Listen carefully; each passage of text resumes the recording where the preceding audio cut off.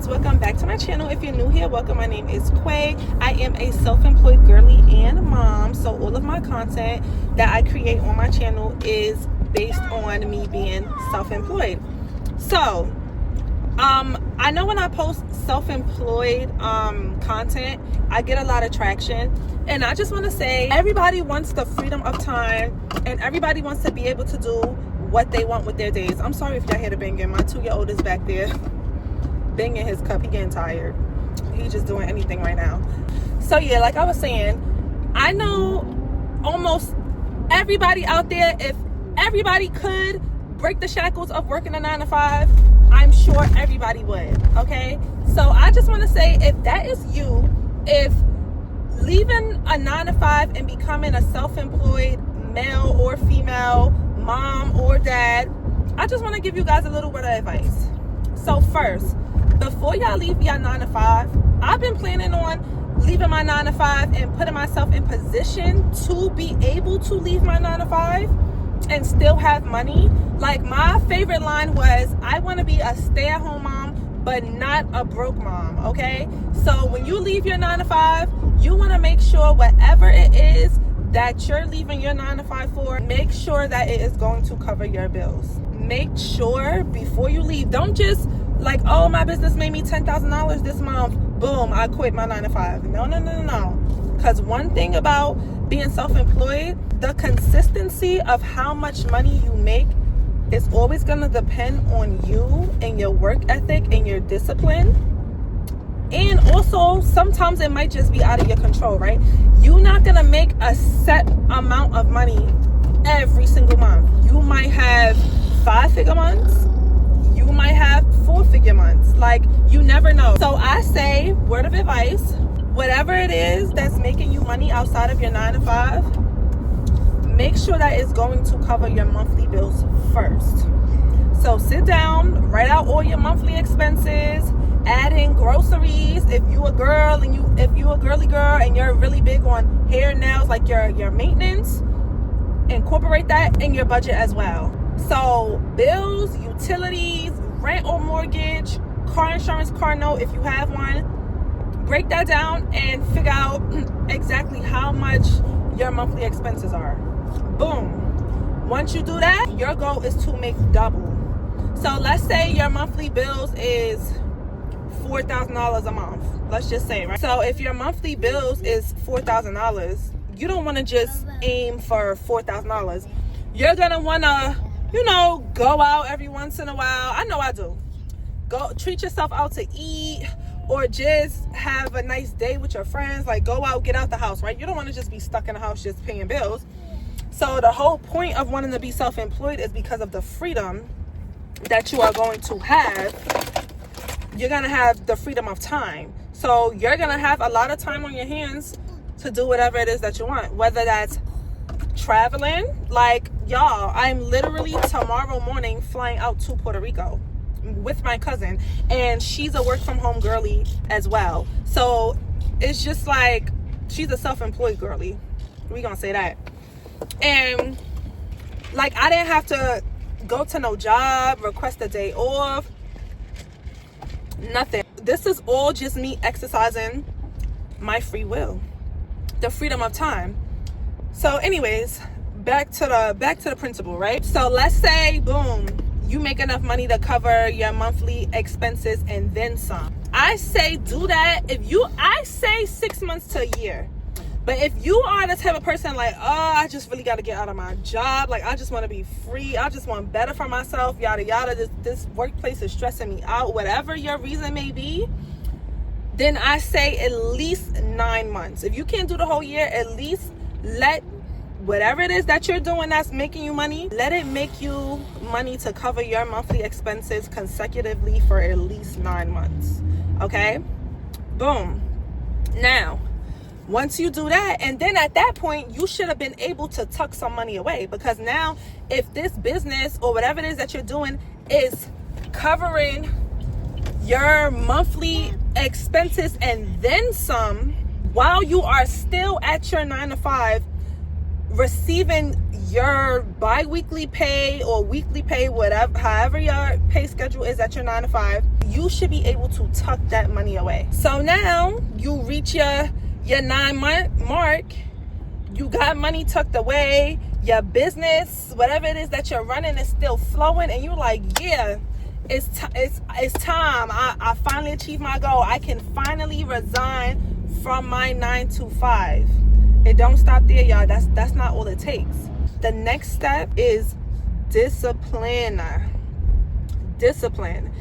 And that is something that I kind of struggled with in the beginning, but I can honestly say not so much. It wasn't a big struggle for me. Like, I would have my little weeks here and there, but y'all, discipline. And I know y'all probably like, girl, discipline, I got self-discipline. Yeah, I thought I had self-discipline too. Let me tell y'all something. When you work a 9 to 5, your mindset's a little bit different. You feel like you don't have time to do nothing. You feel like you have so much stuff that you got to get done. Doctor's appointments, self-care days that you want to take for yourself, vacations that you want to take, and your job giving you a hard time, yada yada. Everything just seemed like you got so much that you want to do but can't do it. And it only seems that way psychologically because you know that your job probably isn't always going to approve for you to have all of these days off. Or if you work a 9 to 5 and you have all of these doctor's appointments, dentist appointments, whatever it may be coming up, it's like, oh my God, like I can't find the time to do it, or I have to work. But baby, let me tell y'all something. Now, when you take that 9 to 5 out of the equation, and you got all day Monday, Tuesday, Wednesday, Thursday, Friday. We're not going to include the weekends because remember, we just speaking from a 9 to 5 perspective. Unless you was working weekends, whatever. Now you got all these days to do everything that it is you needed to do. Once you get them appointments out the way, once you get a little bit of the partying out your system, like, oh, going hanging out late with your friends and don't have to worry about being exhausted, tired, or hungover the next day to show up to a job, you're going to be bored. That's number one. Because all the time that you want to go out and do something, whether it's midday or just jump up, wake up one morning and feel like you want to book a trip, 9 times out of 10, all of your social circle still has their 9 to 5. Your friends, your cousins, whoever it is that you hang out with, they're still working. So you're going to feel like, damn, like, I'm bored. I can't go out because this person's at work. I got to wait for them to get off. I want to take a vacation. But now your friends are the ones that's having a conflict with requesting off of work, or they don't got no more PTO. Oh, I'm sorry. I can't take that trip with you. I don't got no more PTO. What are you going to do, right? So that you don't get bored, we going to go back to the discipline because I kind of got off track. You want to be disciplined. Make yourself a to-do list for every day. Whatever days out the week that you feel like, all right, are going to be my days that I work, the days that I do work towards my, do work for my business, whatever it may be. If you're leaving your 9 to 5 to be a full-time content creator, okay, let me pick 3 days out the week that I batch content, right? So this way you can have the other 4 days to do whatever it is that you want to do with your days. You know what I'm saying? Like, make a schedule, set a schedule. And like, for example, my schedule, right? My schedule for real estate. Mondays and Tuesdays are my go hard days. And I'll go to the office from 9 to 1, right? Or if I don't get there at 9, I plan to go from like 11 to 3, right? Now, I came up with this schedule because I found that I will start to get lazy. I used to just try to do all my work from my house. I had to realize, okay, I need to make a set schedule for what days and for what times I want to spend at the office, because I find that when I do work out of my broker's office, I am way more productive. I don't have TV to keep stopping, watching TV, or to just get up in the kitchen. Oh, I don't want to do what I got to do. I'm going to put that on hold. I'm making me I'm eating 100 snacks, like I'm lollygagging now, my phone ringing, friends calling, I'm lollygagging, running my mouth, then I'm taking a nap. What did I do today?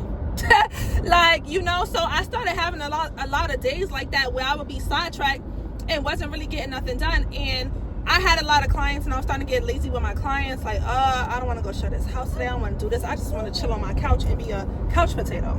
So if you don't have an office or something to go to a coffee shop. Like me and the other realtors, we just found out that we live close to each other. So we decided, like, hey, some days instead of going to the office to get out the house, we going to get up and go to a coffee shop together. But definitely have a routine, y'all. Like, without the routine, you definitely can fall off. You definitely can start slacking, and you definitely can get lazy, especially with having so much free time on your hands.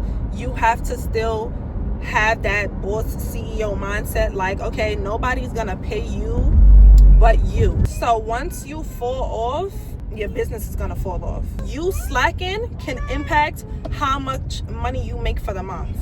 And nobody's gonna tell you that. Everybody's just gonna talk about, oh yeah, it's the life, this, that, and the third. I love being able to do whatever I want to do. Yes, you can do whatever you want to do, but being able to do whatever you want to do with your days can either make or break you without the discipline. So that was just my little word of advice for everybody out there who are wishing to break the shackles of their 9 to 5. As long as the money is going to cover your bills, your monthly expenses, and as long as you can manage to keep up with whatever it is that you're doing, maintain that self-discipline day in and day out, you're gonna be fine. But if you really lack self-discipline and you are really a lazy individual and you are really the type of person who has to have somebody on you, who you are the type of person that has to be micromanaged, I don't suggest you being self-employed, because lack of discipline is just not gonna work for you. Like, if you are one of them people who constantly have to be like, someone has to be on your back, how can you be your own boss when you don't have the discipline to where and you actually require a boss? Like, people who like discipline cannot be a boss. It just does not work. Bosses have discipline. Millionaires have discipline, and they had